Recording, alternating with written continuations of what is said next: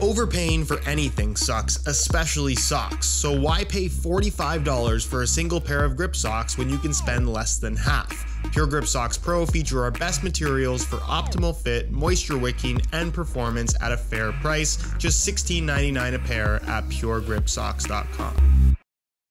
If we look at the history of Puma football boots over the last 5 years or so, they have had huge gains in popularity. They're probably more popular now than they ever have been, at least when you're talking about the modern era, and there's a few different reasons for that, but I think the one that started it all for them was the Puma Future series, which introduced a concept that we had never really seen before that was not only really cool, it was also very functional in terms of making for a great pair of football boots. Over time, I kind of feel like the Puma Future lost its way a little bit, and then with the introduction of the Future Z, as well as Neymar being the face of that model, while I think they're really good football boots, they didn't exactly blow me away. But now for 2022, we have a brand new Future once again, this time in the form of the Puma Future Z 1.3, which I have here in the limited edition teaser colorway, as Puma is calling it. You might have seen Neymar wearing these over the last week or so. It's covered in camouflage, so you can't make out the true design of the football boots. And of course, it will be followed up by a general release version of the Future Z 1.3, probably in the next week or two. They're limited to 750 pairs worldwide, and these are gonna run you $225. I'm assuming that the $25 price increase over the previous Future Z is simply down to the fact that these are limited, but that remains to be seen. Hopefully we don't see a price increase from Puma, because I think that's part of what they're doing so well, offering great value, but even at $225, these are still pretty phenomenal. And given that this is technically a pre-release version of the Future Z 1.3, at least when you're talking about the graphics, because this is the final product as far as the physical boot is concerned, we don't have any of the technical information as of yet. That's going to come with the official release. So with no real info on exactly what's going on, or at least what Puma is calling these specific technologies, I'm going to do my best to describe what is, in my opinion, the best new football boot of 2022 so far by quite a large margin.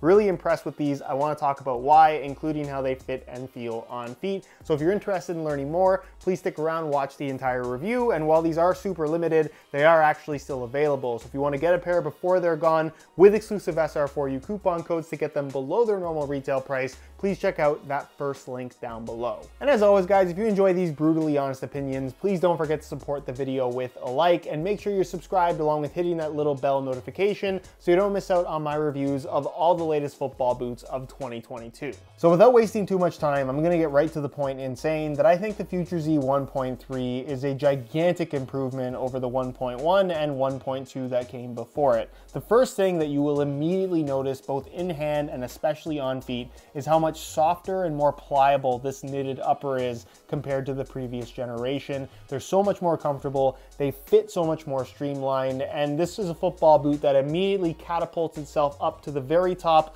of the knitted football boot tier list. No joke, if you're comparing it to the Prime Knit of the Predator Edge or the Fly Knit of the Phantom GT2, the Future Z 1.3 simply blows these two options out of the water. This is what a knitted upper should feel like. You can see the dividing line kind of outlined here in black and orange, cutting through the forefoot in almost like a V shape. This front area is really soft. It's on the thinner side, but has a little bit of padding to the inner liner, and you can see it does have some texturing on the surface, although that texture is pretty insignificant in the grand scheme of things, in that it doesn't really provide that much in the way of additional grip on the ball. I'm not sure if this features the same Grip Control Pro top layer or coating that the previous Future Z had, but in terms of feel on the ball, it's pretty similar, so I'm assuming that it does. There's a little bit of additional grip, but nothing that I would say is overly notable. Certainly not to the same extent as what the rubber elements provide on the Predator Edge. And then moving to the midfoot, they have changed up the Fusion Fit Plus band system in that it's no longer just a thin band. If they're still calling this Fusion Fit, that is,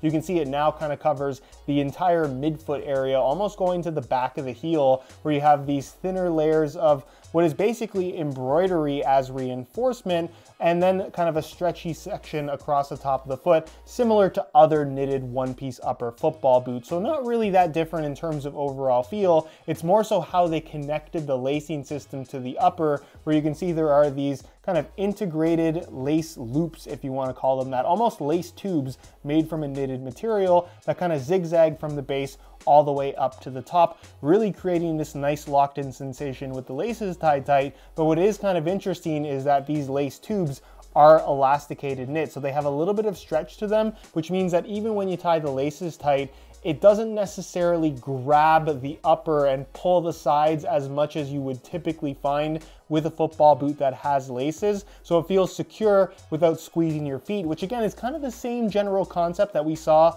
on the previous generation Future Z that have kind of a weird lacing setup. This just feels more secure and more kind of evenly distributed pressure, if that makes any sense, while still being, I would argue, not just equally as comfortable, significantly more comfortable. Looks can be a little bit deceiving, however, in that while you do have exposed knit on the outside of the upper, there is an internal liner reinforcing the football boot along the sides, basically here to here, where there's no stretch to this exposed knit. The only part that is stretchy is directly across the top of the foot, kind of in between where the laces cross over. Something that's also kind of interesting about these, included inside the box is a little tag that mentions that the Future Z 1.3 is also designed to be worn laceless. So if you don't like having the laces at all, you can pull them out, and technically they function as laceless football boots. You are going to be left with these little tubes kind of making for bumps on the upper itself, where the laces would of course normally anchor to the upper. And based on my experience, the lockdown is obviously worse. The overall performance and comfort of the football boot is also worse without the laces.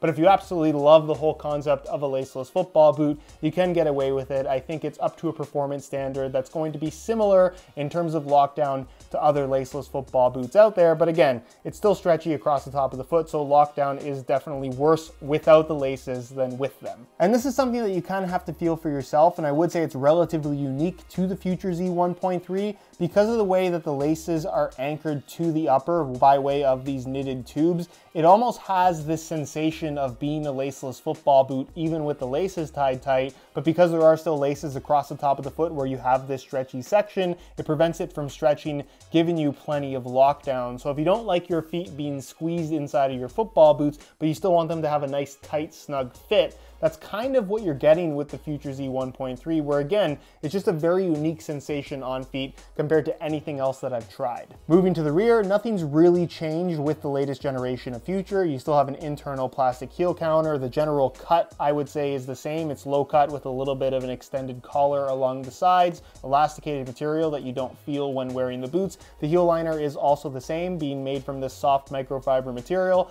Personally, I would have put a little bit more padding in there, but again, pretty much a direct carryover to the Future Z model that it replaces. And then as far as the insole is concerned, that's fully removable, also unchanged. Soft synthetic microfiber lining on the surface, and then it's made from a single layer of black foam with perforated yellow foam inserts basically across the entire bottom of your foot. Which brings us to the base of the boot, where despite the camouflage doing a really good job of hiding the design, this is the exact same dynamic motion system. It even says it right there, it's just hard to see, as what was previously featured on the Future Z. So no change to the tooling of the Future model. It's still kind of like a split sole construction where you have this diagonal bar running through the middle, kind of connecting the stud plate in the heel and forefoot. It's got decent flexibility to it, kind of fairly normal feeling, I guess is the best way to describe it. And then the FG-AG stud pattern, where again, I don't love Puma's branding of FG-AG as of late. I really feel like their stud patterns kind of trend on the aggressive side of FG. So to use this on artificial grass,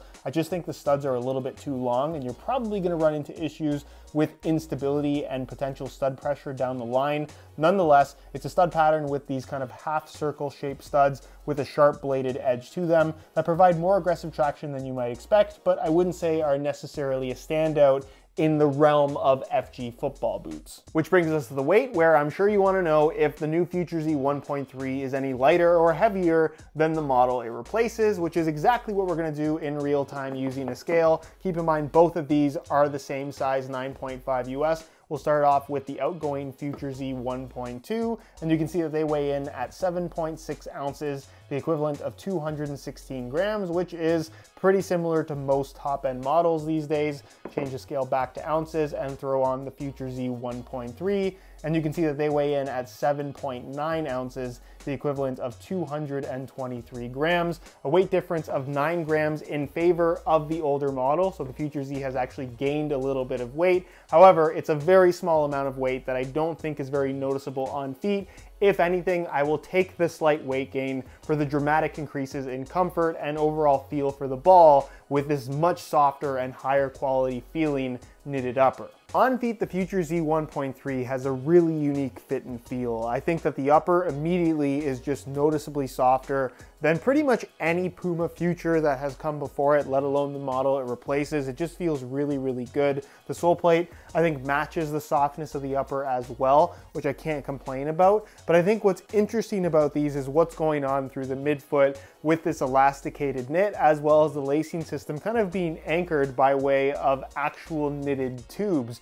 Because what you're going to find here is that the shape of the boot is really snug. It has plenty of tightness and tension to it, especially through the midfoot, which you need if you're going to be able to wear these without laces, which, like I said, you can do, but I just think you're making the football boots feel worse in general. But because of the way the lacing system is anchored to the upper, it's kind of just there to help hold everything in place rather than feeling like it's grabbing the upper and kind of pulling it into your foot, which can often be uncomfortable. It has that squeezing sensation that typically doesn't feel great. These don't have that. It's really unique in terms of how they feel. So like I mentioned, for somebody that wants a tight fit without it feeling like their feet are being suffocated, that's kind of what the Future Z has on offer, and I can't think of anything else that really has that type of fit or feel. So that makes these extremely unique. As far as width is concerned, they definitely have decent width to them, similar to the previous Future Z, given the fact that it is built on the same sole plate. They're snug through the midfoot for sure, but I definitely think they are wide enough to fit most people, especially with this softer upper. It feels very adjustable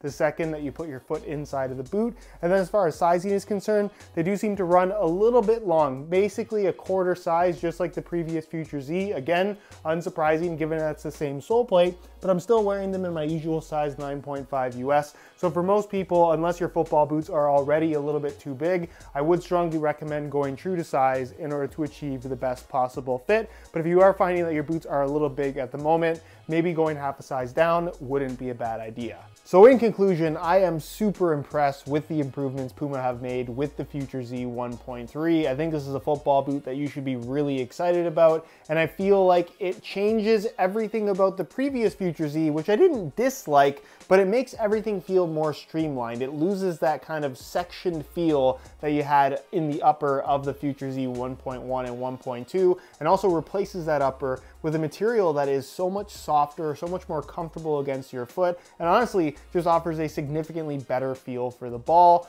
At $200, which is what I'm assuming the general release version is going to retail for, this is incredible value for money. And out of all of the football boots currently on offer from the big three brands, I'm hard pressed to say that this is the one I would pick, but between this and the Tiempo Legend 9 Elite, I would have a really hard time deciding which ones to wear for match day.